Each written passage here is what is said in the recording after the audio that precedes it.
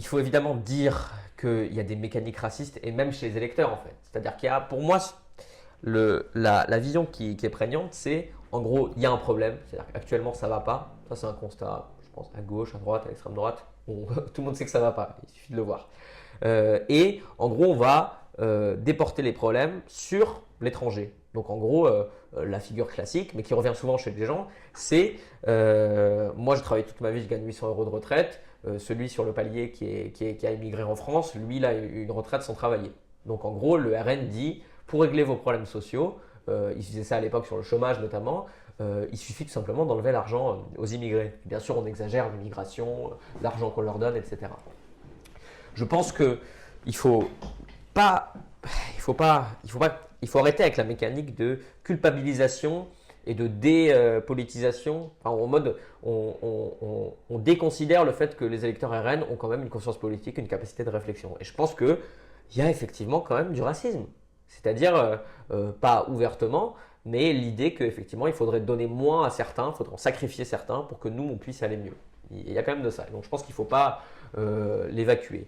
Maintenant, le Rassemblement national, c'est quand même des politiques racistes, qu'il faut le dire, parce que ça permet quand même aussi de, je veux dire, électoralement, là, dans le combat actuel, il faut quand même le dire. C'est-à-dire qu'il y a beaucoup de gens qui savent que le RN est un parti raciste, qui peut-être ne vont plus voter ou ne comptent pas voter pour le Front populaire, mais qu'on peut sensibiliser sur cette question. D'où le sursaut qu'il y a eu après le 9 juin de « Ok, là, il faut être sérieux, il faut vraiment faire barrage à l'extrême droite ».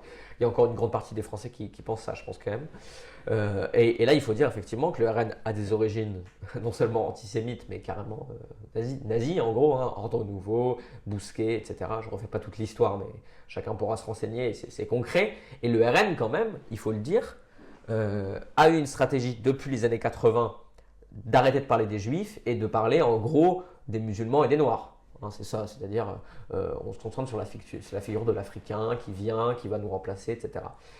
Et ça, ok, ça a été soi-disant adouci par la stratégie de normalisation de Le Pen puis de Bardella, de la fille Le Pen puis de Bardella, son gendre, mais c'est encore présent quand même. Hein. C'est-à-dire qu'il y a toujours cette idée-là, l'idée de la préférence nationale, elle est assumée. Et Le Pen, encore l'année dernière au congrès du RN, disait en gros, on assume toute l'histoire du RN. Hein, et ils continuent de numéroter leur congrès à partir du congrès fondateur d'Ordre Nouveau.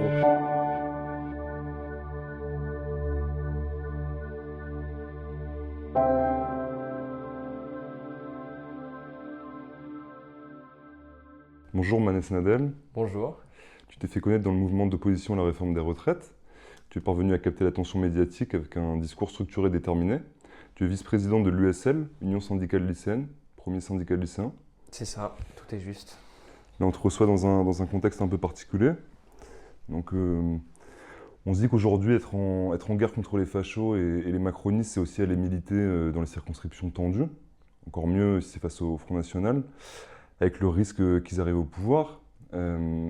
Moi, personnellement, je suis allé à la première manif le week-end, là, le samedi, qui était assez massive, mais où j'ai trouvé que il n'y a pas forcément beaucoup de slogans. On a l'impression que les gens, même les gens qui étaient là, donc, qui sont des gens de gauche et qui sont conscients du risque, n'avaient pas forcément suffisamment peur peut-être du Front National. Donc peut-être rappeler quelques trucs qui pourraient quand même changer de manière assez significative s'ils arrivaient au pouvoir par rapport aux macronistes, toujours en allant beaucoup plus loin. Donc les attaques sur la liberté publique, contre les syndicats, un état policier qui se renforcerait avec, on le sait, des policiers qui votent déjà beaucoup pour l'extrême droite. Les fascistes hors police et armée qui, jusqu'à présent, alors même s'ils s'organisent à certains endroits comme à Lyon, où c'est un peu médiatisé, mais qui sont un peu dans leur trou, qui restent dans leur trou, peut-être sortiraient, se désinhiberaient, s'organiseraient, organiseraient des milices, donc les attaques de la police principalement, débridées contre les migrants et les banlieues racisées. On rappelle que la campagne de 2022, Éric Zemmour était devant le syndicat Alliance pour dire si je suis élu, c'est la guerre civile en fait. C'est la guerre civile, c'est la guerre civilisationnelle. Des attaques contre l'indépendance des médias et de la justice. Le fait que c'est avéré que le pouvoir de Poutine a financé assez massivement le parti de Marine Le Pen. Donc voilà, un peu toutes ces choses-là qui font que c'est une situation où on va dire de manière euphémisante, on est préoccupé. Alors moi, je vais te poser une première question. On remonte un tout petit peu en arrière et puis on reviendra sur la situation actuelle après. Je disais dans la présentation que tu as fait connaître au moment du mouvement retraite. Donc là, en l'occurrence, dans le programme du nouveau Front populaire, ils disent que s'ils sont élus, ils abrogent la réforme des retraites de Macron. Donc d'une certaine manière, s'ils arrivaient au pouvoir, on pourrait dire que de manière différée, ça serait une victoire aussi du mouvement retraite. Donc on s'est battu pendant des mois pour que le projet passe pas et eux disent qu'ils l'abrogeraient. Donc ma première question, c'est le fait que depuis, on va dire, au moins 20 ans, au moins le CPE, les mouvements sociaux en France, ils échouent. Ils échouent en tout cas sur un des points principaux qui est de faire reculer le gouvernement par rapport à tel ou tel projet de réforme, sans même parler de mouvements sociaux offensifs pour demander plus de droits. Et du coup, est-ce que toi, tu pourrais un peu nous partager ton analyse du mouvement retraite et de ce que ça dit, des différentes formes d'action proposées, de l'état de nos forces et des forces de l'adversaire? Ouais, bah ok, donc on reste sur retraite et ensuite On en reparlera. Très bien. Non, pour moi, il y a plusieurs analyses à en tirer, sans pour autant passer par quelque chose de c'est pour telle raison précise qu'on a échoué. Parce que ça, en fait, on ne le sait pas, donc ça ne sert à rien d'essayer de trouver une raison particulière. Ce mouvement, du point de vue de ses causes, il a exprimé quelque chose de plus fort que de ce qu'il y avait par exemple en 2011, qui était le mouvement précédent, où on reste dans une ampleur assez comparable, mais où c'est quand même un mouvement qui a été un peu plus fort, qui a tenu un peu plus dans la durée et qui a focalisé beaucoup d'attention politique et médiatique. Moi, il y a quelque chose qui me paraissait pertinent, c'est que tout de suite, la stratégie syndicale de laquelle on participait, puisque nous, à l'époque, la Voix lycéenne, on faisait partie quand même de l'intersyndicale, même si on n'était pas forcément. Enfin, les choses étaient décidées encore en amont, mais ça nous permettait quand même d'être inclus dans ce mouvement-là et de manière assez forte. Il y a eu une volonté d'exercer une pression politique, d'où le fait de passer par est-ce qu'il faut voter, est-ce qu'il ne faut pas voter, et les consignes des syndicats de ce point de vue-là, qu'on peut contester mais qui ont quand même eu une importance, et le fait de mettre cette pression-là médiatique, alors même, pas médiatique mais politique, sur les politiques en tout cas, alors même qu'il y avait une majorité relative, donc une situation politique plus instable que ce qu'il y avait par exemple en 2011 ou en fait tu disais les 20 dernières années, était quelque chose pour moi de pertinent et quelque chose qui aurait pu marcher si le mouvement avait été encore un peu plus fort. Et il ne faut pas oublier qu'il s'est fait dans un contexte social quand même très tendu, c'est-à-dire que se sont suivis dans cette période-là le mouvement retraite qui a duré à peu près 4-5 mois avec quand même une forte intensité sans qu'il y ait pour autant de grève reconductible au niveau national. Et ensuite, le mouvement sur les méga-bassines et évidemment l'affaire Naël et ce qu'on a appelé ensuite de manière évidemment animalisante les émeutes ensuite.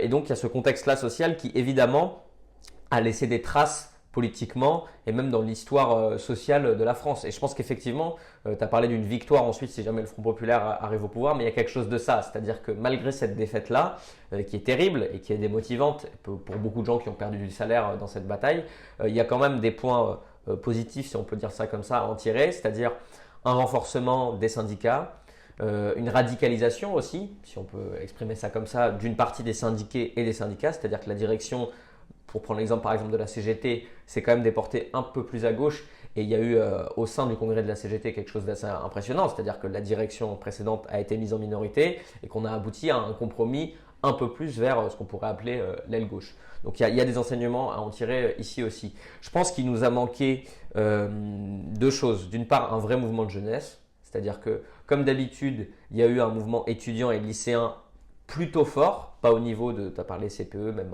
encore avant, loi de Vaquet, etc., mais quand même assez fort et un peu après le pic de la mobilisation générale. C'est-à-dire que le pic de la mobilisation, il est à peu près autour du 7 et du 23 mars, et la mobilisation lycéenne, elle est vraiment à son paroxysme un peu après le 23 mars, après le 49-3, où il y a de ce point de vue-là vraiment une masse populaire qui va s'associer aux mobilisations traditionnelles et qui va faire des mobilisations qu'on appelait spontanées, qui sont aussi quelque chose d'intéressant à analyser. Ça a permis, je pense, l'émergence d'une plus forte conscience dans toute une partie de la société grâce à ce mouvement-là, mais aussi de ce qu'on pourrait appeler une meilleure coordination au niveau des organisations entre les étudiants, les lycéens et les salariés, et au niveau tout simplement des mobilisations, c'est-à-dire localement, ça a permis de faire des liens, de pouvoir s'organiser. Et je pense que si on avait réussi ça encore plus, on aurait pu mettre une pression en même temps et à un niveau supérieur qui aurait peut-être fait craquer le gouvernement. Après, avec Dessy, on refait l'histoire. Mais je pense que les enseignements à en tirer, ils sont aussi là. Et je pense que la colère quand même qui a suivi des gilets jaunes, qui s'est aussi exacerbée pendant le mouvement des retraites, elle est toujours là en France. Et le rôle justement de la gauche sociale et politique, c'est d'essayer de capter cette colère-là qui est cristallisée pour lui donner une issue politique, une issue sociale et tout simplement faire s'améliorer les conditions de vie de tout le monde, quoi. On reviendra après sur les révoltes de banlieue et les gilets jaunes, mais moi je suis pas sûr de partager. Enfin, quand tu dis il aurait fallu que le mouvement soit plus fort, on a l'impression que c'est juste une amélioration quantitative. Mais ça participe quand même. Moi, ce que j'observe, et bien au-delà des 20 dernières années, c'est que les gouvernements, ils reculent pas quand il y a des manifestations monstres. Là, tu as dit Non, un mais en peu... termes de grève aussi. Voilà, c'est ça. Mais tu l'as dit rapidement, tu as dit la grève reconductible, elle n'a pas pris au niveau national. Donc on se souvient, le mouvement s'était lancé vers la fin janvier, puis après il avait été un peu en pause. Ils avaient dit à partir du 7 mars, en tout cas la CGT, à partir du 7 mars, on part en grève reconductible. Et ça avait pas marché. Ça n'avait pas marché suffisamment bien. Et du coup, moi, je suis pas sûr. Je suis pas sûr que ce soit juste un truc de ça aurait été plus fort, il y aurait eu plus de gens dans la rue, il y aurait eu plus de lycéens et étudiants mobilisés, on aurait fait reculer Macron. Si on se met à la place de Macron, il veut faire passer sa réforme des retraites, il sait que c'est très important de ne pas reculer. Est-ce que tu te dis, je vais faire marche arrière et ça va passer pour un aveu de faiblesse et ça va me fragiliser parce qu'il y a des gens qui marchent dans la rue en criant des slogans. Oui, mais que se dit Chirac lorsqu'il abandonne, en tout cas le pan des retraites, dans son projet de loi qui était très contesté? C'était des mobilisations de la même nature. De toute façon, les mobilisations sociales, que ce soit au niveau des mouvements de jeunesse ou même au niveau des mouvements ouvriers, pour dire ça comme ça, elles ne changent pas profondément de nature. Et ce, depuis, je sais pas, ça doit faire depuis même mai 68, c'est des mobilisations qui sont quand même plutôt comparables dans leur forme à ce qu'on connaît encore aujourd'hui, même si c'est beaucoup moins cadré. Mais on parle de grève, de manifestation, de blocage, d'occupation. En fait, c'est ça. Donc moi, je pense qu'il y a quand même un effet quantitatif, si on peut appeler ça comme ça. C'est-à-dire qu'en 95, la mobilisation est quand même beaucoup plus forte qu'elle l'a été en 2023. Et ce qui fait que le gouvernement tombe, c'est notamment le fait que après des grèves effectivement reconductibles et massives, où le pays est pour le coup vraiment à l'arrêt, ce qui n'a pas été le cas, il y a dans le même temps, dans la même continuité, un mouvement de jeunesse qui est encore plus fort qu'il l'a été en 2023. Et je pense que c'est quand même un élément qui est important, le mouvement lycéen et étudiant, parce que ça permet de mettre entre guillemets du désordre et de rajouter encore une pression sociale qui, si elle est coordonnée avec un effet économique, la grève générale en gros, peut vraiment permettre, je pense, de gagner. Après, il y a aussi des effets politiques, c'est-à-dire que Chirac abandonne aussi, parce que même s'il a fait passer sa loi, il ne peut pas se permettre de faire l'imposture démocratique qu'a fait Macron. Ça participe de la même situation, mais Macron est allé encore plus loin quand même dans l'effet complètement antidémocratique de sa réforme. Et ça, c'est un élément à prendre en compte aussi, c'est-à-dire qu'aucun pays démocratique ou démocratie bourgeoise, libérale, aurait fait ce qu'a fait Macron. Et il a participé de cette radicalisation de ce qu'on pourrait appeler le bloc bourgeois et qui donc a quand même aussi joué contre le mouvement social. C'est-à-dire que la répression était beaucoup plus forte, la non-écoute était quand même assez incroyable, quoi. Quelque chose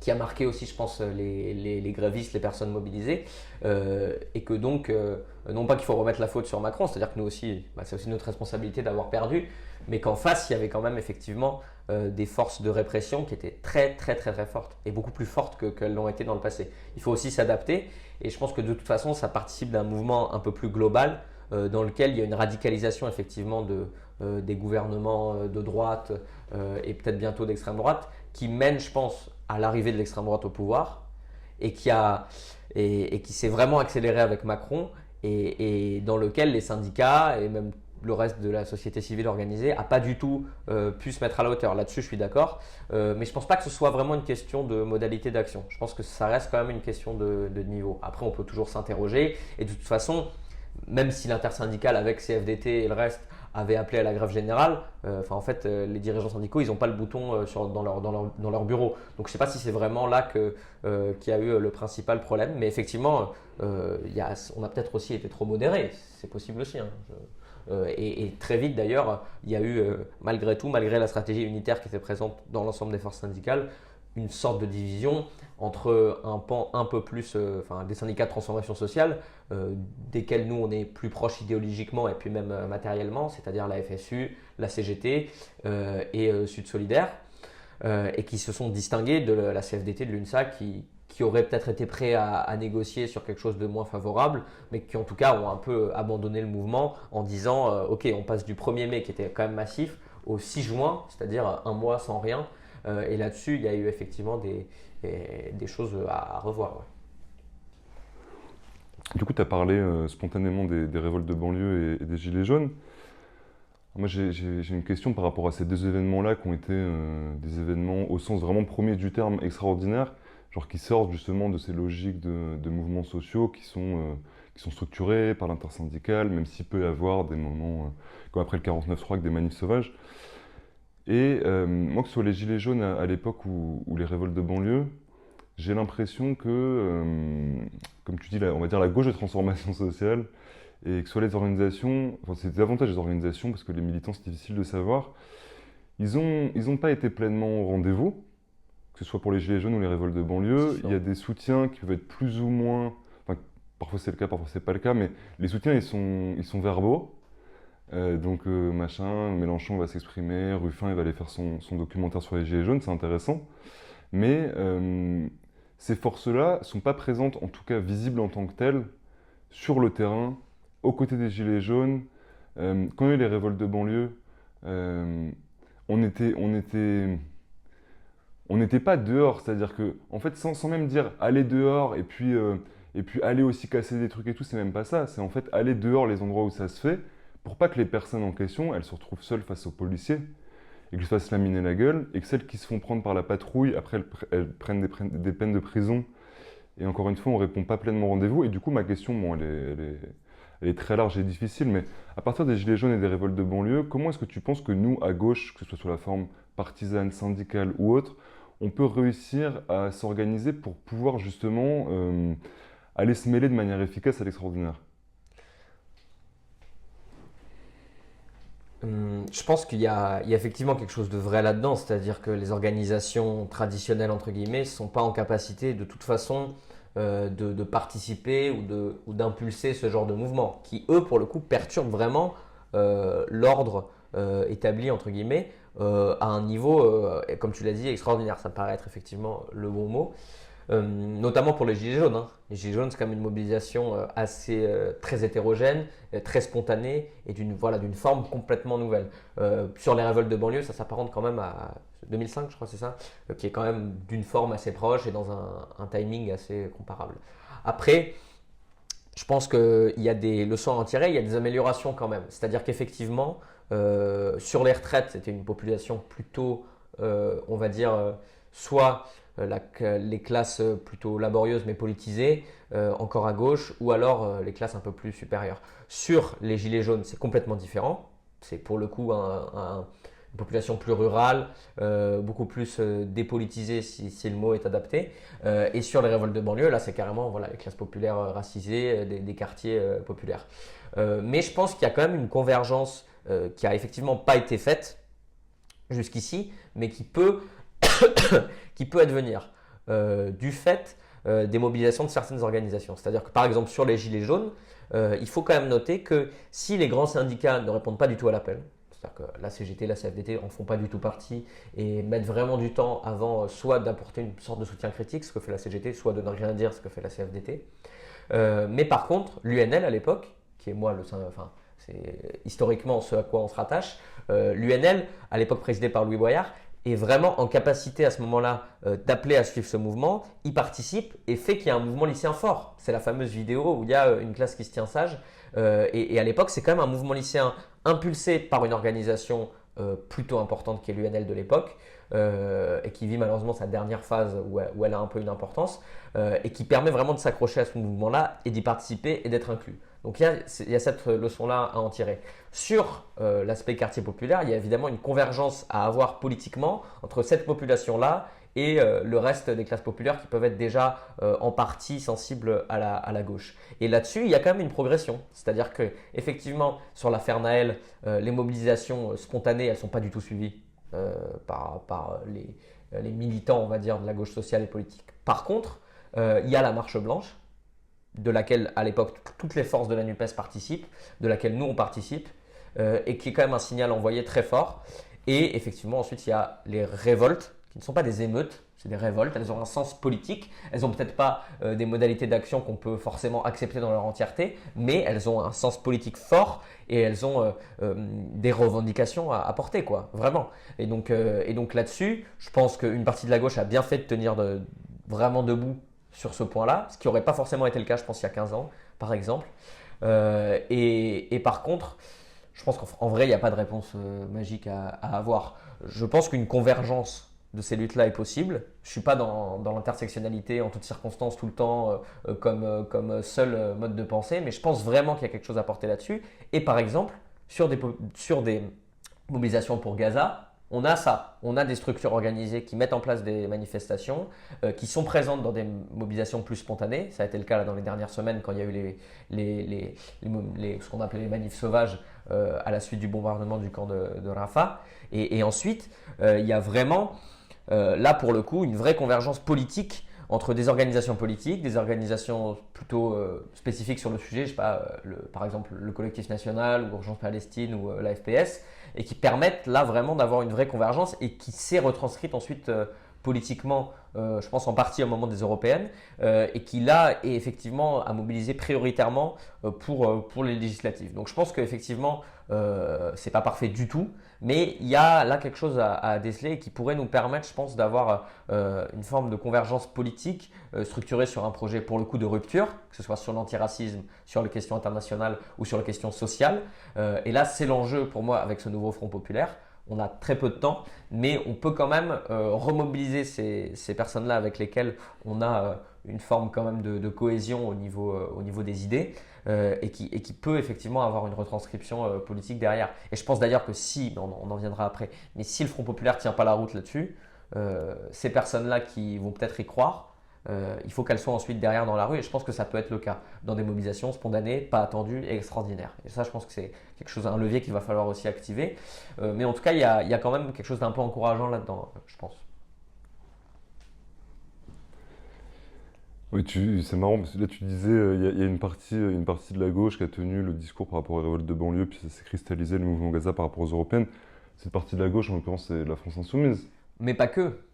C'est-à-dire qu'il y a effectivement la FI, on va pas, moi je donne pas d'opinion sur tel ou tel parti en général. Là, on est au moment du Front populaire pendant qu'on se parle, donc on est un peu sorti de ce cadre-là. C'est effectivement la FI, indéniablement. On peut avoir des critiques, mais là-dessus, effectivement, c'est le cas. Mais c'est aussi toute une partie quand même des mobilisations autres. Enfin, je veux dire, c'est en même temps qu'il y a Sainte-Soline.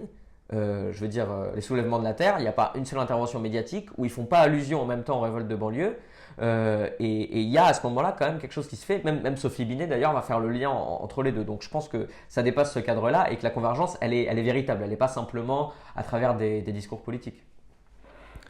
Du coup, tu parlais un peu des manifs spontanés par rapport à la Palestine et à Gaza. Est-ce que tu pourrais revenir sur le mouvement lycéen par rapport à la Palestine cette année, aussi la répression et de manière un peu plus générale, quels sont un peu les enjeux, les modes pratiques pour organiser spécifiquement les lycéens, qui sont une population jeune.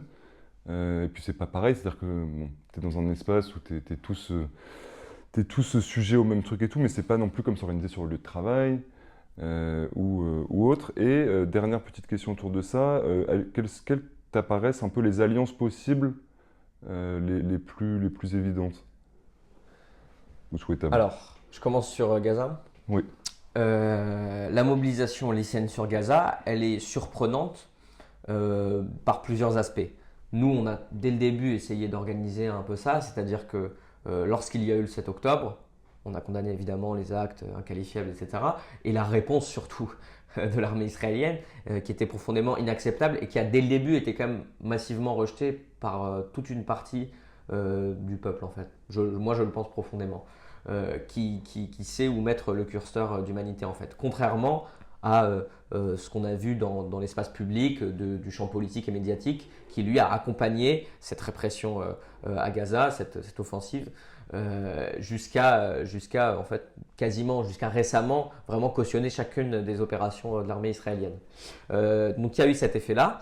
D'abord au niveau de la conscience des lycéens, je pense en majorité, et ensuite en termes d'action, ça s'est mis en place. On va dire que dès le début, il y a eu des mobilisations qui ont d'abord été interdites, mais qui ont ensuite été autorisées, c'est-à-dire chaque samedi, AFPS, Collectif National, je ne vais pas dans les détails, mais qui sont plutôt plus suivies qu'avant le 7 octobre, mais qui restent assez marginales et qui restent, on va dire, autour en dizaines de milliers de personnes, pas beaucoup plus. Nous, on n'allait pas dès le début appeler au blocus pour Gaza sans qu'il y ait aucune organisation préalable et sans qu'il y ait d'aspiration qui s'en dégage parce que ça n'aurait pas marché tout simplement. Par contre, dès qu'on a vu qu'au début de l'année 2024, à partir de la fin mars, il commençait à y avoir effectivement des actions lycéennes qui se mettaient en place sur cet aspect-là, international, quelque chose d'assez nouveau pour nous, on s'est dit qu'il fallait effectivement un peu englober ce mouvement-là et surtout lui permettre d'avoir une répercussion médiatique et politique. Surtout dans une période des européennes où effectivement la question de Gaza était au centre du fait des attaques notamment contre la France insoumise et était au centre alors qu'on ne parlait pas en fait de la réalité de ce qui se passait. C'est-à-dire que petit à petit cette répression s'est transformée quand même en quelque chose de génocidaire. Donc à ce moment-là, il y a eu ces premières mobilisations. Je n'ai pas les dates précises, mais nous on a très vite essayé d'appeler à généraliser ce mouvement-là, en sachant qu'il n'allait pas prendre une envergure comparable aux retraites, où il y a vraiment plusieurs centaines de lycées bloqués sur un même jour, ce qui est d'une ampleur spécifique. Et donc nous, notre rôle, pour résumer rapidement, c'est de défendre les intérêts des lycéens, que ce soit auprès des organisations politiques, syndicales ou de l'État directement. C'est de les structurer au sein d'un syndicat, ce qui est franchement très dur, hein, on ne va pas dire qu'on y arrive à 100%, et c'est de les représenter. Là-dessus, il y a quand même des progrès qui ont été faits. Je pense qu'une partie des lycéens ont une parole qui est beaucoup plus entendue qu'avant, notamment grâce à cette émergence médiatique au moment des retraites et ensuite. Et je ne parle pas que de moi. Et donc à ce moment-là, il y avait un rôle, je pense, qui était très clairement de dire voilà ce qui se passe, voilà ce qui indigne les lycéens et voilà pourquoi il faut se mobiliser. Et à ce moment-là, il y a eu effectivement un appel au blocus qui a été suivi non seulement par nos fédérations, parce qu'on a organisé un peu ça pour que ça prenne une certaine ampleur, et aussi par un grand nombre de lycées qui ont suivi d'une certaine manière cet appel, parce qu'il s'est fait entendre par d'autres voix aussi, et qui sont rentrés dans l'action tout simplement, qui ont bloqué leur lycée, souvent pas complètement, mais qui se sont mobilisés avec des manifestations, etc. Et à ce moment-là, il y a quand même une émergence de la question palestinienne dans la jeunesse. Il y a un mouvement étudiant aussi très fort, qui part aussi de mouvements étudiants dans d'autres pays. Et il y a à ce moment-là une sorte d'osmose entre des mobilisations étudiantes, des mobilisations lycéennes, les deux qui rentrent en contact, on se coordonne, et la plupart du temps, sans aucune organisation politique ou étudiante derrière. Et ça, c'est très intéressant.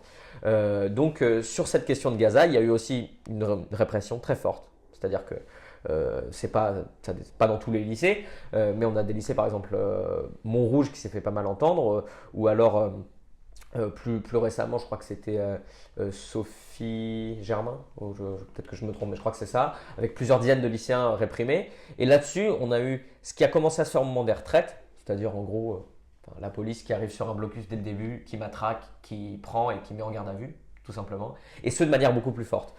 Parce que sur cette question-là, c'était beaucoup plus facile en fait de criminaliser les militants, les professeurs et les élèves.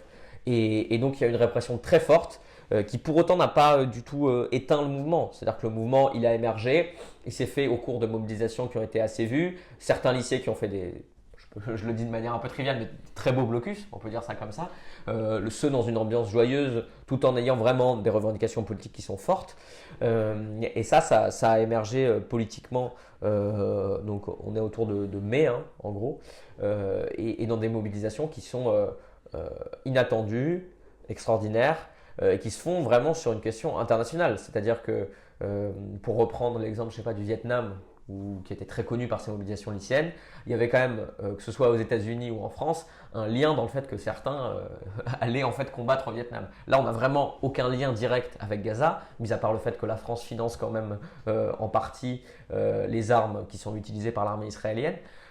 Mais par contre, il y a cette émergence-là de la question palestinienne qui est hyper importante, qui est politiquement structurante en France, pas partout, mais qui, je pense, vraiment a un rôle dans beaucoup de populations ok, donc en fait, on laisse faire ça. C'est-à-dire qu'on a un État, on a des dirigeants qu'on élit et qui, en fait, laissent faire un génocide. C'est quand même quelque chose qu'il faut réaliser. Et là-dessus, des mobilisations qui sont un peu plus fortes qu'elles l'ont été par le passé et qui dépassent un peu des cadres organisationnels pour atteindre un niveau médiatique un peu supérieur. Et ça, c'était franchement quelque chose de très intéressant et de très motivant qu'il va falloir continuer. Moi, j'en avais parlé avec l'ambassadrice de l'OLP en France, qui disait qu'en fait, même s'il y a un cessez-le-feu, ce qu'on espère tous de tout cœur, en fait, l'oppression des Palestiniens elle va continuer, la colonisation aussi. Et donc, il va falloir s'appuyer sur ces mobilisations qui sont nées pour créer un mouvement un peu plus nouveau et qui s'inscrivent dans la durée. C'est quelque chose auquel on va se consacrer, mais je pense qu'il y a effectivement matière à produire quelque chose de par ça. Et du coup, dans ce contexte des attaques du Hamas qui ont été suivies par le génocide en cours à Gaza, la France insoumise s'est retrouvée la force de gauche parlementaire à porter le combat palestinien de la manière la plus vive. Ils ont été très rapidement attaqués par le champ politico-médiatique pour antisémitisme. Et maintenant, dans le cadre du nouveau Front populaire, cette attaque pour antisémitisme s'est étendue à l'ensemble du nouveau Front populaire et de l'Alliance. On sait en France que les antisémites militants se retrouvent à l'extrême droite, que l'antisémitisme a été extrêmement réel et violent en France et plus globalement en Europe. C'est des questions à lesquelles il ne faut pas rigoler. Mais on sait aussi, et les mêmes personnes, évidemment, qui, notamment dans les médias mainstream, vont à longueur de jour s'insurger contre le prétendu antisémitisme militant à gauche, sont les plus grands islamophobes. Donc le deux poids deux mesures, il est quand même assez visible. Est-ce que ce serait possible avec nous de revenir un peu voilà, sur ces deux enjeux? Donc évidemment, ce n'est pas du tout l'un face à l'autre. Et parce que la France c'était un décennie avant tout un pays islamophobe, du coup on ne serait pas un pays antisémite. Est-ce que tu pourrais revenir un peu sur ces deux dimensions? Oui. Bah, moi, il m'apparaît pertinent de l'amener comme ça parce qu'en fait, dans le combat contre la gauche sur le motif antisémite, il y a au centre deux choses. D'une part, le retour quand même de la question juive en général sur le débat public, il n'est pas neutre. C'est-à-dire qu'en fait, instrumentaliser à ce point l'antisémitisme, sans dire qu'il serait absent de la gauche, c'est pas mon propos, c'est quand même remettre les juifs au centre du débat public et d'une certaine manière les mettre en danger en fait. C'est ce qui n'est pas un but neutre, je pense, mais je reviendrai là-dessus.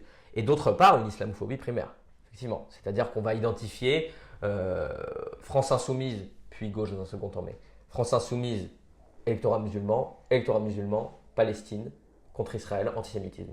C'est terminé, il n'y a plus de débat. Les juifs sont tous assignés à Israël et les musulmans sont tous assignés à l'antisémitisme. Et ça, non seulement c'est évidemment inacceptable, mais ça met en place en fait des mécanismes de racisme dans les médias, dans l'espace politique, qui s'ancrent vraiment dans la société, je le pense, et qui font que le 7 octobre, dans le débat public français, est pour moi un événement vraiment important. Dans le conflit israélo-palestinien, il est très important, mais de là à dire qu'il n'y avait rien avant et rien après, ce n'est pas du tout mon propos. Par contre, en France, je pense vraiment que c'est un événement structurant à partir duquel les mécanismes d'extrême droitisation vont s'accélérer pour en arriver jusque là où on est aujourd'hui. La question de l'antisémitisme, elle est fondamentale. C'est-à-dire qu'en fait, en France, il y a quand même un antisémitisme qui est pour moi pas résiduel, puisque c'est un mot qui a fait polémique. Pour moi, ça l'est pas. C'est-à-dire qu'il y a une dimension systémique, sans pour autant pour dire que l'antisémitisme structure la société française. Je ne pense pas que ce soit le cas non plus, hein, il y a un équilibre à trouver. Mais il est présent. Il est présent à l'extrême droite, qui a un logiciel de pensée qui est antisémite, même s'il tente de le masquer, et certaines personnes qui se sont servies de la question palestinienne pour en fait camoufler ce qui est vraiment d'antisémitisme. Soral, Dieudonné, mais qui, et faut quand même le dire, sont aujourd'hui quand même largement marginalisés, même par ce qu'on appelle les décoloniaux, etc. Ces gens ont été mis au banc vraiment du mouvement antiraciste, et il faut quand même le dire, et du mouvement pro-palestinien.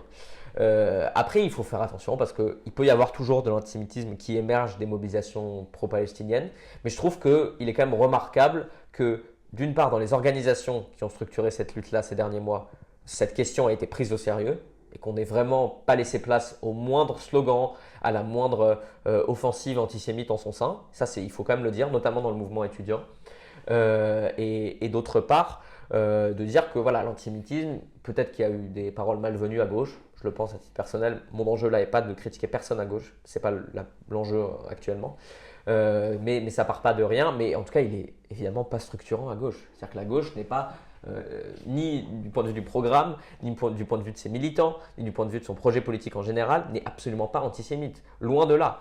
Et il y a un mécanisme, mais qui tend à devenir vraiment fondamental en France, effectivement d'assignation de toute la communauté juive qu'on englobe à Israël et qui met en danger les juifs. C'est-à-dire que pour moi, aujourd'hui, on ne peut pas parler simplement de l'antisémitisme, des différentes formes qu'il peut prendre, sans prendre en compte le fait que son instrumentalisation en elle-même le favorise. Parce qu'en fait, si on met à ce point les juifs au centre du jeu politique, il y a eu par exemple la marche du 12 novembre, mais depuis le début, en fait, on dit le 7 octobre est une attaque fondamentalement antisémite et tous les juifs sont solidaires de ce que fait Israël. Ça, évidemment, que ça met en danger les juifs, mais vraiment. Et on voit aujourd'hui qu'il y a une résurgence quand même des actes d'antisémitisme qui sont des délits, des crimes. Il y en a eu quand même pas mal, des synagogues qui sont incendiées. Là, récemment, il y a cette affaire du viol de cette jeune fille à Courbevoie qui est vraiment terrible. Et donc, je pense que c'est pas neutre, quoi. Vraiment, il y a quelque chose du fait d'utiliser les juifs pour en fait attaquer la gauche, pour normaliser le RN, c'est-à-dire que c'est ça. En effet, il y a une partie de la communauté juive qui indéniablement se rapproche du RN et commence à trouver que la gauche est le vrai ennemi. Et il y a une responsabilité qui est pour moi majeure du bloc bourgeois en général.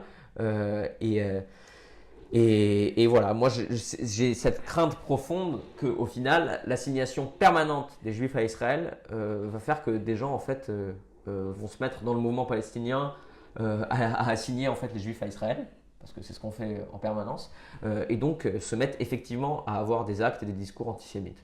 Heureusement, ça a vraiment été quand même très limité, c'est très bien. Maintenant, on ne peut pas ignorer l'ampleur de l'offensive médiatique sur Gaza, c'est quand même énorme, quoi. C'est-à-dire qu'il y a vraiment des discours qui se sont normalisés, des discours qui sont pas génocidaires, mais qui sont vraiment des discours de normalisation du génocide palestinien. C'est-à-dire de dire, de toute façon, ce sont des terroristes, de toute façon, on ne peut pas négocier avec eux, de toute façon, ils sont un danger existentiel pour Israël. Et ce qui m'embête, c'est que les gens y croient, en fait. C'est-à-dire que les gens pensent véritablement qu'Israël est en danger de mort permanente, et donc se disent, oui, est-ce que tout ne serait pas permis quand même pour sauver Israël? Moi, je rentre pas. Je pense que d'ailleurs la gauche, dont la France Insoumise, qui a commis peut-être des erreurs, mais qui a bien fait de ne pas poser la question d'Israël, c'est-à-dire de dire on reste sur deux États, droit international. La question, c'est le génocide, c'est pas de détruire Israël. Les organisations qui prônent ça, c'est-à-dire la Palestine de la mer au Jourdain, sont quand même assez marginales et sont pas aujourd'hui n'imposent pas ce thème-là médiatiquement. Et je pense que c'est plutôt bien que ça reste comme ça, même si évidemment on peut toujours espérer autre chose. Moi, si ça dépendait de moi, ça dépend pas de moi du tout. Je ne suis pas ni palestinien ni israélien. Ce serait plutôt, je sais pas, quelque chose de binational, en tout cas une république laïque, évidemment. Mais aujourd'hui, on n'en est pas là. Et la priorité, c'est quand même de sauver tout simplement les Palestiniens qui aujourd'hui sont en danger d'extinction dans la bande de Gaza et en Cisjordanie aussi, puisqu'il y a quand même des exactions qui sont commises depuis 7 mois, 8 mois et qui sont très très graves. Et il y a cette question de l'instrumentalisation de l'antisémitisme qui est fondamentale et qui a un sous-texte islamophobe qui est évident et qui favorise aussi l'islamophobie de la part des juifs et de la part de la population générale. C'est-à-dire qu'aujourd'hui, voilà, on parle d'islamisme pour parler d'islam, c'est une évidence. C'est-à-dire quand Darmanin, quand Bardella, quand Le Pen disent l'islamisme dans le mouvement pro-palestinien, mais qu'est-ce que ça veut dire? Il n'y a pas d'islamistes dans le mouvement pro-palestinien, il n'y a pas d'islamistes à gauche. Il y a peut-être des musulmans, et encore, il y en a quand même. Enfin, la gauche n'a quand même pas inclus au mieux ces luttes antiracistes-là, même s'il y a des améliorations sur le sujet.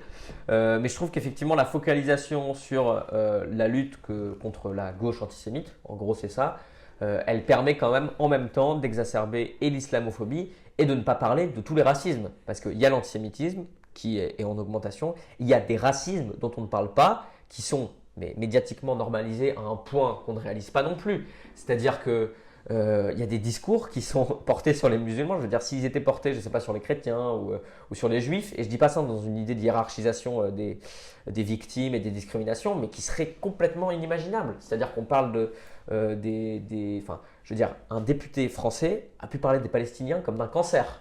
D'un cancer. Faut voir ce que ça veut dire. Si quelqu'un à gauche avait dit ça sur les Israéliens, je ne sais pas si on se rend compte de la réaction médiatique qu'il y aurait eu.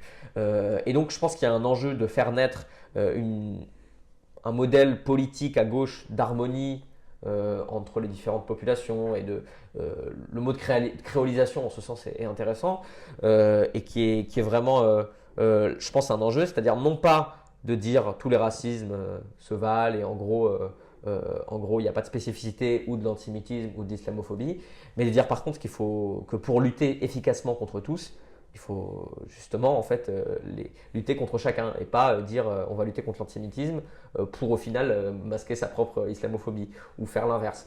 Donc voilà. Et je pense qu'il y a vraiment un enjeu là-dessus. Si la gauche arrive au pouvoir, il faudra qu'il y ait des mesures très claires sur l'antisémitisme, sur l'islamophobie, pour qu'on puisse enfin mettre des mots sur cette réalité qui est là. Et sur tout un tas d'autres choses. Enfin, on n'a pas parlé de ciganophobie par exemple, mais c'est hyper important. Moi je pense par exemple qu'en ce moment, on n'en parle pas, mais il y a des crimes racistes contre les voyageurs. Il y a des discours contre les voyageurs, et ce depuis des années, qui sont complètement normalisés, qui sont profondément racistes, voire parfois génocidaires. Il y a quand même des gens, voilà, Manuel Valls qui disait qu'il fallait qu'ils retournent dans leur pays, soi-disant, ou même des gens qui disent que Hitler en ont pas tué assez. Je crois que c'est un député RN d'ailleurs qui a dit ça. Donc voilà, il y a un enjeu de mettre effectivement la lumière sur toutes ces discriminations, de lutter efficacement contre toutes, et surtout de ne pas assigner en fait, d'arrêter avec cette assignation des juifs à ce que commet le gouvernement de Netanyahou ou des musulmans à ce que commettent les pays musulmans. Là, quand tu parles du racisme et de l'islamophobie extrêmement présent en France, tu parles pas mal des discours autour des Palestiniens, mais alors ce discours, on le connaît bien, c'est le discours psychotique sur l'ennemi intérieur. Mais c'était pareil à l'époque sur les juifs, c'était pareil à l'époque sur les protestants, puis c'était pareil à l'époque sur je sais pas qui. Donc avec évidemment tous les délires autour du grand remplacement, le fait que les musulmans par nature, en tant que musulmans, ils voudraient l'application de la charia. Mais donc on va revenir pour s'ancrer un peu dans le moment. On va revenir un peu sur les antisémites et les islamophobes, on va revenir un peu sur le Front National, on va revenir un peu sur l'extrême droite. Là, je regardais un truc sur Arte l'autre fois où il te montrait le pouvoir de Narendra Modi, Ouais. du coup nationaliste hindou, islamophobe, extrêmement virulent, avec des massacres de populations musulmanes où la police ne bouge pas du tout. Et tu voyais un député Front National, alors je ne me souviens plus comment il s'appelle, un député Front National défendre complètement ça en disant mais en fait, être financé par le pouvoir de Modi et défendre ça en disant on a un ennemi commun qui sont les musulmans. Alors un petit Macron truc sur aussi, hein. Macron qui est très ami avec Modi qu'il a reçu, et ouais. qui n'est pas du tout gêné par son islamophobie. Et puis bon, on le rappelle même si on le sait, enfin, en tout cas je pense que les gens qui regardent la chaîne le savent, que le Front National c'est quand même un parti qui est issu du nazisme. Donc les nazis dans leur rhétorique avaient les judéo-bolcheviques, donc ils faisaient tenir en une expression. Il y avait à la fois les juifs qui étaient les grands capitalistes avec toutes ces caricatures, avec voilà, vraiment les juifs rapaces et usuriers, et de l'autre les bolcheviks qui étaient juifs aussi en partie, et qui étaient contaminés par la judéité mais qui étaient anticapitalistes, et ils faisaient tenir ça dans un même truc. Il fallait exterminer à la fois les juifs et les peuples de l'Est et les peuples slaves. Alors là, je voudrais revenir sur le Front National, mais du coup, peut-être en laissant un peu de côté, même si évidemment que ça imprègne. Mais là, quand tu milites et quand tu discutes avec des gens qui militent, tu te rends compte que, en tout cas quand tu vas militer dans des quartiers populaires, que les personnes qui sont tentées par le vote Front National, quand tu te retrouves, qui sont tentées ou qui ont déjà voté Front National, quand tu te retrouves à avoir des conversations avec elles et eux, qu'il y a quand même, évidemment que le racisme il est imprégné, mais que ces personnes-là, elles perçoivent le Front National comme un parti anti-système, Oui. et comme un parti anti-élite. Et du coup, voilà, un peu par rapport à cette attraction que ça peut constituer pour des classes populaires blanches, qui ont été quand même réellement imprégnées par le racisme, est-ce que tu pourrais revenir un peu sur pourquoi est-ce que le Front National est un parti du côté de la bourgeoisie, au-delà d'être un parti raciste, islamophobe, extrêmement dangereux, autoritaire, est absolument pas anti-système. Ça, c'est une question vraiment importante dans les discours de gauche. Est-ce qu'il faut diaboliser le FN, maintenant le RN, sur son penchant véritablement raciste et islamophobe, dans ses discours médiatiques en fait, ou est-ce qu'il faut se concentrer sur le fait que c'est une imposture sociale? Il y a un peu deux positions là-dessus. Moi, je pense qu'il faut faire les deux. Je pense que tu parlais de quand on rencontre des électeurs RN, etc. Je pense qu'il faut d'une part pas dire que ce sont tous des racistes finis, parce que franchement si 45% de la France ou même plus est raciste, on est vraiment mal et de toute façon c'est des structures qui évoluent, etc. Et c'est des effets de système aussi. Mais il y a véritablement le fait que il y a une détresse et une colère froide très très forte dans beaucoup de populations. Et il y a d'ailleurs aussi des racisés qui se mettent à voter RN. C'est quelque chose qu'il faut analyser aussi. Mais je pense que il faut évidemment dire qu'il y a des mécaniques racistes et même chez les électeurs en fait. C'est-à-dire qu'il y a pour moi la vision qui est prégnante, c'est en gros il y a un problème. C'est-à-dire qu'actuellement ça ne va pas. Ça c'est un constat, je pense, à gauche, à droite, à l'extrême droite. Tout le monde sait que ça ne va pas, il suffit de le voir. Et en gros on va déporter les problèmes sur l'étranger. Donc en gros, la figure classique, mais qui revient souvent chez les gens, c'est moi je travaille toute ma vie, je gagne 800 euros de retraite. Celui sur le palier qui a immigré en France, lui il a une retraite sans travailler. Donc en gros, le RN dit pour régler vos problèmes sociaux, il faisait ça à l'époque sur le chômage notamment, il suffit tout simplement d'enlever l'argent aux immigrés. Bien sûr, on exagère l'immigration, l'argent qu'on leur donne, etc. Je pense que il faut pas, il faut arrêter avec la mécanique de culpabilisation et de dépolitisation. En mode, on déconsidère le fait que les électeurs RN ont quand même une conscience politique, une capacité de réflexion. Et je pense qu'il y a effectivement quand même du racisme. C'est-à-dire, pas ouvertement, mais l'idée qu'effectivement, il faudrait donner moins à certains, il faudrait en sacrifier certains pour que nous, on puisse aller mieux. Il y a quand même de ça. Donc je pense qu'il ne faut pas l'évacuer. Maintenant, le Rassemblement national, c'est quand même des politiques racistes, qu'il faut le dire, parce que ça permet quand même aussi de, je veux dire, électoralement, là, dans le combat actuel, il faut quand même le dire. C'est-à-dire qu'il y a beaucoup de gens qui savent que le RN est un parti raciste, qui peut-être ne vont plus voter ou ne comptent pas voter pour le Front populaire, mais qu'on peut sensibiliser sur cette question. D'où le sursaut qu'il y a eu après le 9 juin de « Ok, là, il faut être sérieux, il faut vraiment faire barrage à l'extrême droite ». Il y a encore une grande partie des Français qui pensent ça, je pense quand même. Et là, il faut dire effectivement que le RN a des origines non seulement antisémites, mais carrément nazies en gros, Ordre Nouveau, Bousquet, etc. Je ne refais pas toute l'histoire, mais chacun pourra se renseigner, et c'est concret. Et le RN, quand même, il faut le dire, a eu une stratégie depuis les années 80 d'arrêter de parler des juifs et de parler en gros des musulmans et des noirs. C'est ça, c'est-à-dire on se concentre sur la figure de l'Africain qui vient, qui va nous remplacer, etc. Et ça, ok, ça a été soi-disant adouci par la stratégie de normalisation de Le Pen puis de Bardella, de la fille Le Pen puis de Bardella, son gendre, mais c'est encore présent quand même. C'est-à-dire qu'il y a toujours cette idée-là, l'idée de la préférence nationale, elle est assumée, et Le Pen, encore l'année dernière au congrès du RN, disait en gros on assume toute l'histoire du RN. Et ils continuent de numéroter leur congrès à partir du congrès fondateur d'Ordre Nouveau. Et toute l'histoire du FN, ouais, du coup. Exactement. Oui, exactement. Mais l'idée, c'est par exemple le 20e congrès du RN, alors que soi-disant, ils auraient évolué. Donc il y a ça. Et socialement, c'est-à-dire, en fait, comme il faut quand même dire que la réalité de l'immigration et de l'argent qu'on donnerait aux immigrés n'existe pas, que c'est une invention médiatique et politique, en gros, il faut dire aux gens, en fait, si on arrête de donner de l'argent aux immigrés, vous n'allez pas aller mieux. En gros, c'est ça. Et c'est vrai. C'est-à-dire que c'est pas si on se concentre sur ce qu'ils appellent la fraude sociale, si on enlève les aides aux étrangers, en fait, les Français ne vont pas aller mieux. Et le RN, il propose strictement aucune option pour améliorer le pouvoir d'achat et les conditions de vie de la majorité des gens dans ce pays, en fait. Ils ne proposent pas d'augmenter le SMIC, ils ont voté contre, ils ont arrêté de proposer la fin de la TVA sur une série de produits, sur le logement qui est quand même, le logement a pris une place financièrement pour la plupart des ménages beaucoup plus grande qu'elle ne l'était avant. C'est hyper important ça. Le RN n'a aucun discours là-dessus et ne propose absolument rien sur le changement climatique, rien du tout. Donc il faut déconstruire l'imposture sociale et dire en même temps que en fait, cette mécanique politique, elle est fondamentalement raciste. et qu'elle va aussi libérer dans la société des choses profondément néfastes. C'est-à-dire qu'actuellement, il y a des groupes d'extrême droite qui se lâchent vraiment sur les militants de gauche et sur les personnes racisées, à Lyon, à Paris, dans beaucoup d'endroits.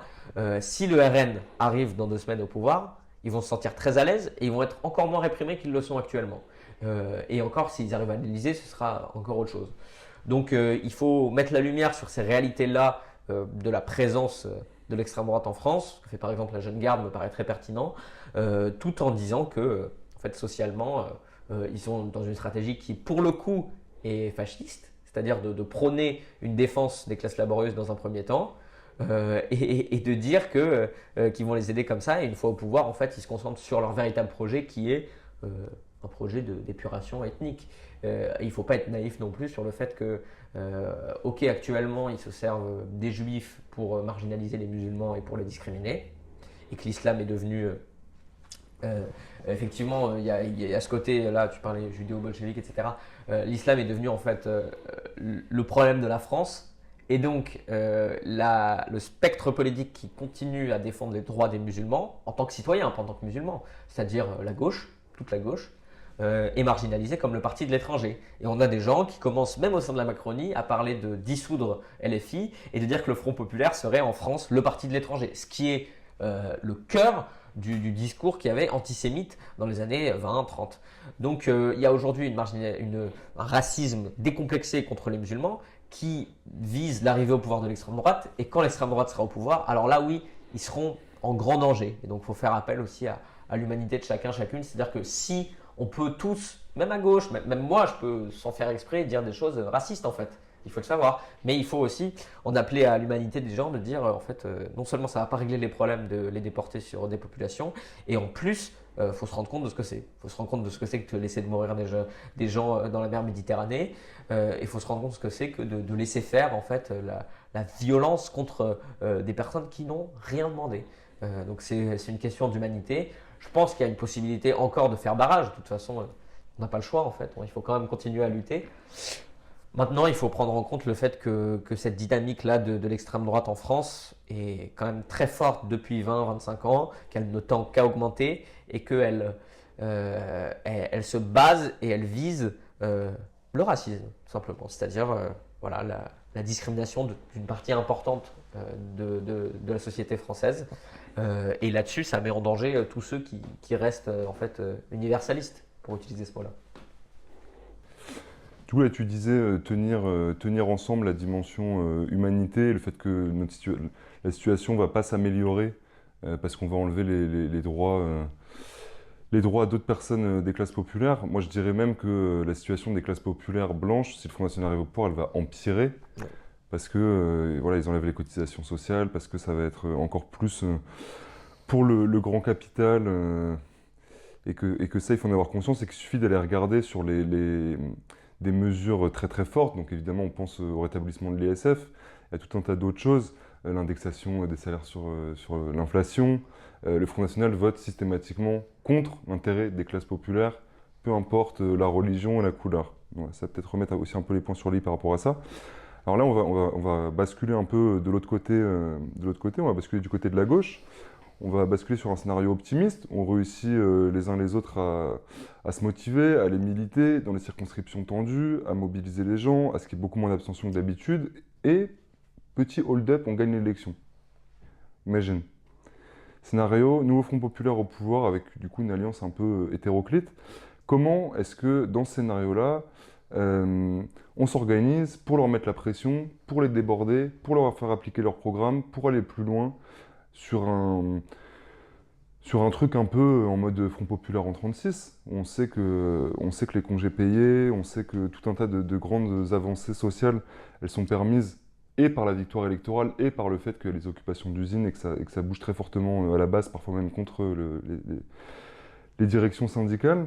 On pense aussi au Chili sous Allende, même si, comme on se rappelle aussi, ça s'est très mal fini.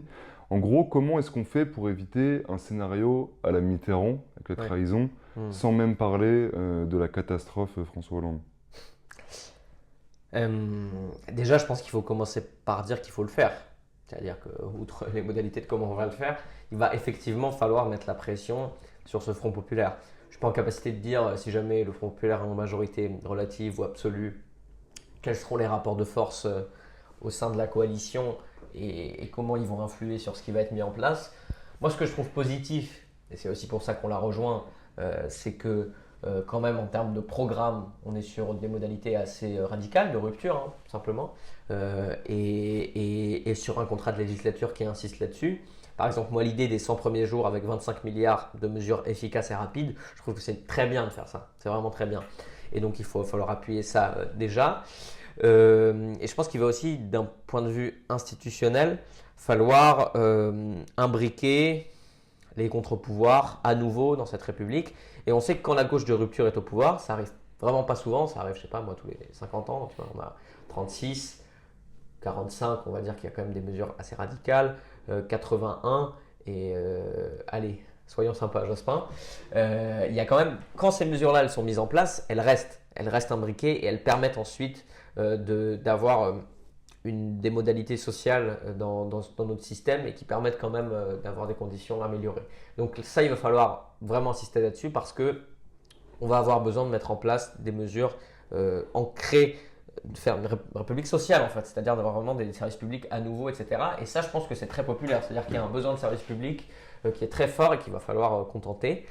Maintenant, ce que je pense, c'est qu'il va falloir effectivement, voilà, sur les retraites, voilà, il faut mettre la pression pour que ça redevienne une gestion syndicale des retraites et plus l'État directement. Comme ça, on sera protégé. Il va falloir faire pareil sur tout un tas de cotisations sociales qui auparavant étaient dans les mains de la société, du peuple organisé et qui est petit à petit revenu dans les mains de l'État plutôt dans des modalités libérales. Donc ça, c'est important. Et ça, il va falloir insister là-dessus. Il va falloir aussi, par exemple, je prends notre exemple à nous, auparavant, on avait un système qui faisait que les syndicats lycéens de notre type étaient financés, étaient reçus, etc. Ça a été de plus en plus amoindri. Si le Front populaire est au pouvoir, il va falloir qu'ils remettent en place des élections lycéennes, étudiantes, démocratiques, qui permettent aux penchants les plus de transformation sociale, pour reprendre cette expression-là, d'être entendus et d'avoir une capacité d'agir vraiment. Ça, c'est important. Il va falloir remettre de la liberté, des libertés publiques. Il va falloir redonner à la justice son indépendance et ses moyens d'action.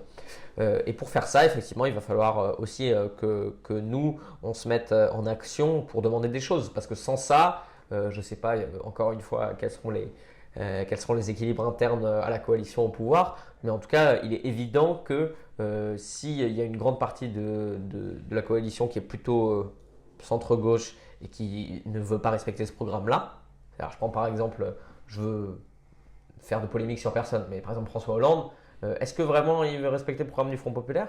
Si ce n'est pas le cas, il va falloir en tout cas qu'on lui mette la pression pour qu'il le fasse.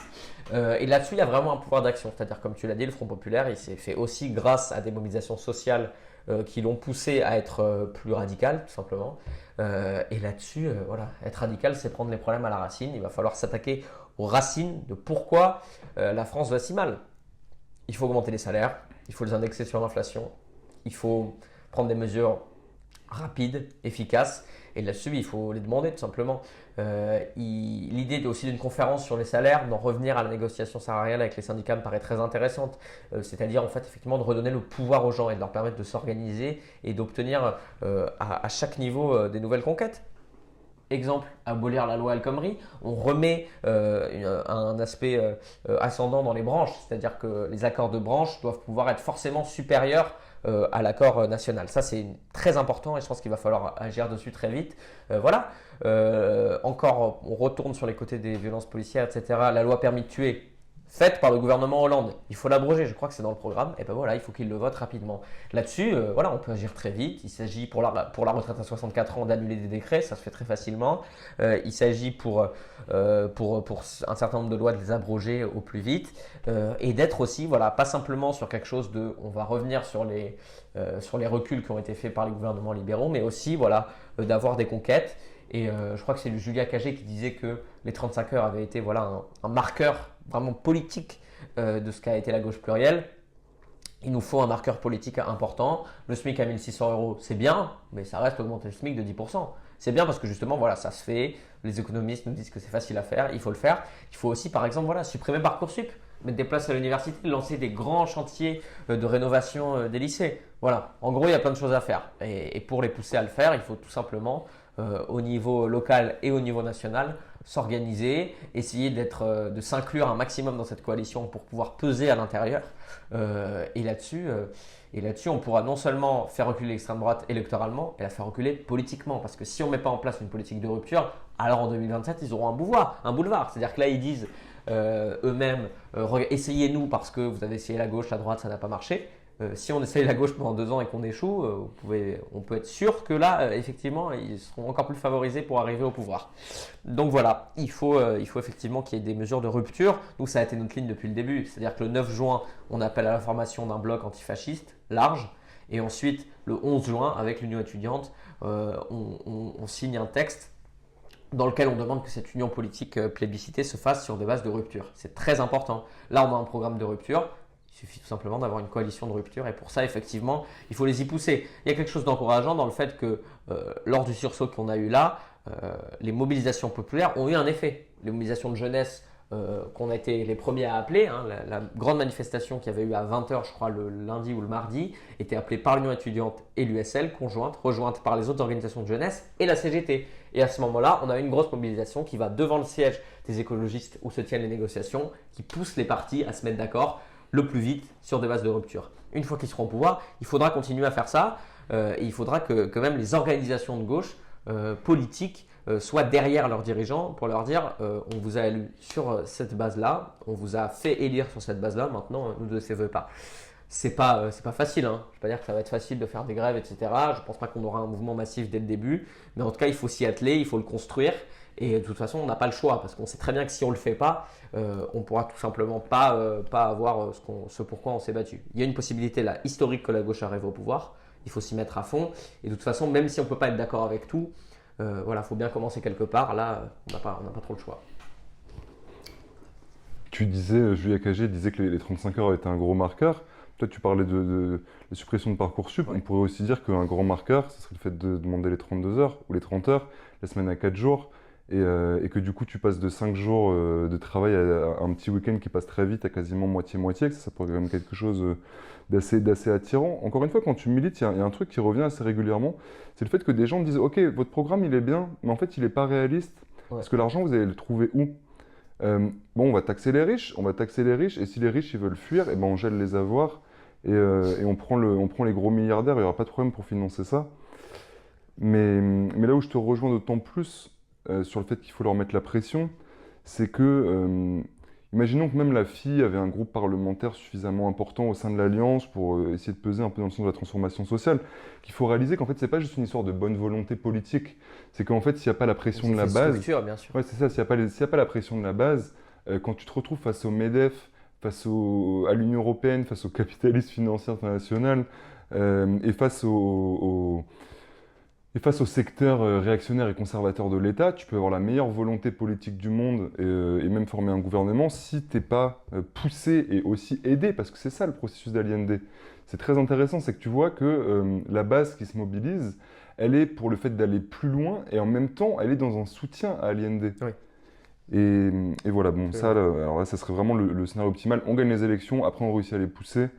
On applique une politique de rupture sociale et l'extrême droite, ils partent dans les poubelles de l'histoire là où ils méritent d'être. Alors je vais te poser une question encore un peu plus large, parce qu'on se retrouve souvent à militer pour préserver les droits qu'on a conquis par la lutte, ou pour en demander des nouveaux, par exemple la semaine de 30 heures. Est-ce que, alors je te demande à toi personnellement, peut-être plus qu'en tant que représentant de l'USL, est-ce qu'il y a un peu un projet d'avenir, un peu long? C'est quoi la société dont on veut? Ah, c'est une question qui est intéressante. Je parle pas, disons que je parle pas en tant que représentant de l'USL, je rappelle quand même la base. Nous, on est effectivement, on inclut en notre sein des lycéens, pour la plupart qui ne sont pas dans un parti, certains qui sont insoumis, communistes, socialistes, ELV, tout ce que vous voulez. Mais on a une base commune. L'USL est antifasciste, féministe, écologiste, collectiviste. Et c'est le dernier mot qui est vraiment important. C'est un projet idéologique qui a été un peu mûri et qu'on a mis en place. Je sais parce que c'est en partie moi qui étais chargé de ce pan-là de l'unification syndicale en termes idéologiques et donc d'un manifeste qui prône clairement le fait d'avancer par des conquêtes, des luttes, des conquêtes sociales vers une société, allez, disons, collectiviste. Pour moi, maintenant, à titre personnel, j'ai plutôt une analyse matérialiste, marxiste de la société. Je pense qu'effectivement, la lutte des classes reste structurante en France. Mais je pense que le levier de l'éducation dans lequel on agit, c'est-à-dire en tant que lycéen, en tant que syndicat lycéen, il est fondamental. C'est le sens de la phrase de Mandela, changer l'éducation, c'est changer le monde. Et il y a vraiment de ça, c'est-à-dire que l'éducation aujourd'hui est un outil de politisation, mais dans le sens négatif de la jeunesse et donc ensuite du reste de la société. Tout le monde, quasiment en France, passe par l'école. Et c'est d'une part, ça peut être un outil d'émancipation, ça a pu l'être, ça l'est de moins en moins malheureusement. Et c'est là un outil de reproduction sociale et de tri aussi social, et de plus en plus. Donc je pense qu'effectivement, il faut passer par une transformation radicale de l'éducation vers des modalités plus pédagogiques d'apprentissage, vers des modalités égalitaires, avec des mesures de rupture qui permettent de mettre par exemple des quotas en termes social à l'université, d'abolir bien sûr Parcoursup, ça j'en ai déjà parlé. Et je pense que l'éducation en tant que bien commun, c'est-à-dire l'école en tant qu'institution collectivisées et qui permettent voilà, de mettre une égalité dans la première partie de la vie de tous les individus, c'est vraiment quelque chose de fondamental. Et d'où l'idée aussi d'abolir l'école privée. Hein. Moi, je pense qu'il faut le faire. Effectivement, c'est effectivement plus du long terme. En tout cas, il faut effectivement lutter contre l'enseignement privé, qui est, je pense, aussi pour le coup un cancer pour l'éducation. En l'occurrence, je pense voilà, qu'il faut en passer par l'éducation, qui me paraît être un levier très important. Et après, au global, être collectiviste, pour moi, c'est considérer qu'il y a une série de biens communs qu'il faut préserver et qu'il faut conquérir. Et il faut faire de l'eau un bien commun, il faut faire de la nature un bien commun d'un point de vue écologiste et écologique, pardon. Et il faut voilà, faire rentrer des besoins fondamentaux, des réseaux aussi, qui sont fondamentaux en fait pour l'existence humaine dans le collectif et plus dans le privé. C'est-à-dire, comme je l'ai dit, par exemple, l'eau, on la sort du marché. On sort du marché. Ça ne veut pas dire qu'il faut qu'il n'y ait plus jamais de marché sur Terre. Peut-être que ça serait mieux, j'en sais rien. Honnêtement, ce n'est pas le sujet. Mais par contre, ça veut dire qu'il y a une série de choses qui aujourd'hui doivent être sorties de l'économie et de marché capitaliste pour entrer dans quelque chose, au moins de manière transitoire, étatique. Et l'État, tu as parlé de l'État et de ses franges les plus conservatrices, réactionnaires, c'est une réalité, bien sûr. Mais l'État, pour moi, c'est aussi un moyen, effectivement, voilà, comme j'ai dit, de sortir des biens communs, enfin du marché et de la propriété privée. Et ça me paraît être des choses à faire rapidement. Et en plus, ce qui est différent par rapport au passé, et ce qui fait que pour moi, on ne peut plus réfléchir simplement dans le cadre typique d'une idéologie ou d'une autre, c'est que le dérèglement climatique quand même nous met en danger à très court terme, très rapidement, et qu'il va falloir trouver des modalités d'organisation des sociétés humaines face au péril. Mais il y a quelque chose d'absurde aussi dans le fait qu'on n'a pas le temps. Et donc moi, ce que je pense, c'est qu'il faut prioritairement renforcer l'État social pour lui permettre de protéger ceux qui vont être les premiers à faire face au dérèglement climatique, c'est-à-dire les classes laborieuses, défavorisées, on les appelle comme on veut, que ce soit en France et que ce soit ailleurs, parce que cette inégalité, elle se fait à différentes échelles. Et maintenant, il faut effectivement avancer vers quelque chose d'un peu intersectionnel, d'où le fait de mettre 4 mots d'ordre à la fois et de dire qu'ils se rejoignent tous au sein d'un même mot, collectiviste. Il faut faire entrer dans le champ collectif toute une série de champs de la société. Et là-dessus, il y a quelque chose à construire. Et pour moi, l'outil syndical, il est fondamental parce que d'une part, il n'est pas politique, c'est-à-dire il n'y a pas d'enjeu de carrière, il n'y a pas d'enjeu d'arriver là ou là pour avoir tel poste. C'est le fait simplement de défendre ses propres intérêts, de s'auto-organiser. Le terme d'auto-organisation est important. Et donc de dire effectivement qu'il faut Il faut faire voilà, rentrer dans une société du collectif, de l'universel aussi. On en rejoint à ce qu'on disait sur les luttes antiracistes, antifascistes aussi, euh, et, euh, et tout simplement promouvoir l'égalité des droits et l'égalité réelle, parce que l'égalité réelle, elle ne devient jamais en fait. Souvent, on décrète des choses et puis ensuite tout s'effondre. Et on est aussi dans une société où on proclame des mots, voilà, des mots, mais qu'on enlève leur sens. On dit qu'on est pour l'égalité, la fraternité, mais on fait tout le contraire en fait. Et je pense qu'il faut un peu donner à voir ce qu'on est capable d'impulser dans cette République, lui redonner une substance sociale, mais le mot de République est important. Et je trouve que ce qu'il y a d'intéressant dans la construction politique de la gauche radicale ces dernières années, on en parlait un peu en off, mais c'est aussi de remettre la question démocratique et institutionnelle au centre. D'où le fait de parler de peuple et pas simplement de prolétariat, bourgeoisie, parce que ça permet de dire qu'il y a quand même dans l'organisation collective de la société, qu'on appelle État, quelque chose qui permet de mettre en place une cohésion sociale et un peu globale qui nous permette de mieux vivre. Ça, c'est le but vraiment global et lointain, mais je pense que face au péril, il faut agir vite et fort. C'est marrant, quand tu dis les mots ils perdent de leur sens, tu as repris 2 des 3 mots de la devise de la République. T'as pas pris le mot liberté, alors que la liberté, ils sont pas au rendez-vous non plus du tout. Ouais, non, mais aucun. La laïcité non plus d'ailleurs. Alors juste sur le mot collectiviste, qui est un peu connoté, du coup je te pose une dernière question, Ouais. pour essayer de cerner si plutôt jacobin ou libertaire. Un peu c'est pas forcément l'un ou l'autre, hein. Ça peut être autre chose, ça peut être un mixte. C'est quoi pour toi tes références historiques et politiques qui t'ont le plus marqué, inspiré? Alors, puisqu'on a abordé en gros 2 choses, d'une part l'aspect social, des conquêtes sociales qu'on essaye de mettre en place pour faire reculer l'extrême droite, et d'autre part la cohésion entre différentes communautés ethniques, religieuses, etc., dont on a parlé en parlant de l'antisémitisme et de l'antiracisme. C'était un peu les 2 axes de notre entretien. Du coup, je vais peut-être, sans décorréler ces 2 questions, hein, je vais peut-être prendre 2 exemples. Ce qu'il y a de fondamental, et puis qui en plus revient pas mal dans la période, c'est le Front populaire. C'est-à-dire que face à l'émergence des mouvements nationalistes et en gros, disons totalitaires, en France naît de l'unification entre deux mouvements qui étaient auparavant séparés, qui sont à l'époque voilà, donc plutôt la SFIO et le Parti communiste, naît rapidement une coalition populaire qui permette en fait d'avoir tout simplement des acquis sociaux. Et cette phase historique qui fait converger des modes d'action proprement révolutionnaires que sont la grève à l'époque générale pour réclamer des choses et plutôt l'aspect politique, il est vraiment à capter dans un moment antifasciste, enfin plutôt donc fasciste et antifasciste, c'est absolument fondamental.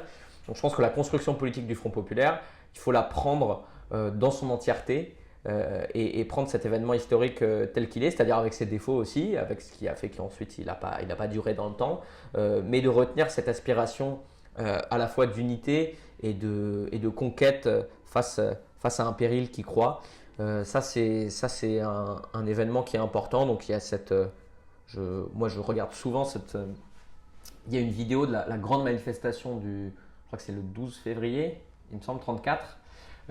Où au milieu d'une foule très dense, Léon Blum prend la parole et fait un peu une synthèse de ce qui est dit à ce moment-là. Léon Blum, on peut aussi avoir des divergences, hein, mais c'est quand même un homme important de la gauche à cette époque-là et ensuite.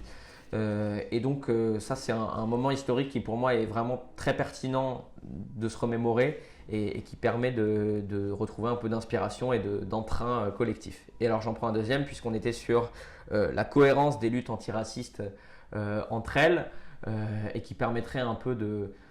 Moi, j'ai été très très choqué par la déclaration de Klarsfeld, qui est pourtant une figure importante pour moi, qui appelait à voter Rassemblement national contre la gauche. Et ça me faisait dire que il y a aussi des événements qui nous montrent que les luttes antiracistes entre elles se tiennent et qu'elles en viennent au même but.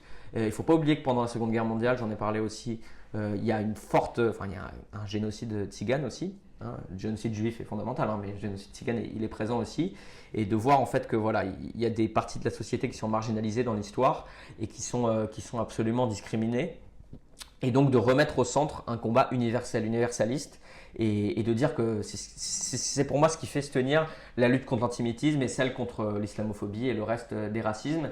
Et dans le soulèvement du ghetto de Varsovie, il y a un pendant que ça se passe. Ils sont à peu près 800, il y a beaucoup de bundistes, d'autres groupes, je ne rentre pas dans les détails, mais c'est un combat en fait formidable parce qu'il est perdu d'avance, ils vont tous mourir, ils vont tous être exterminés, et c'est une insurrection juive face à la Shoah qui arrive.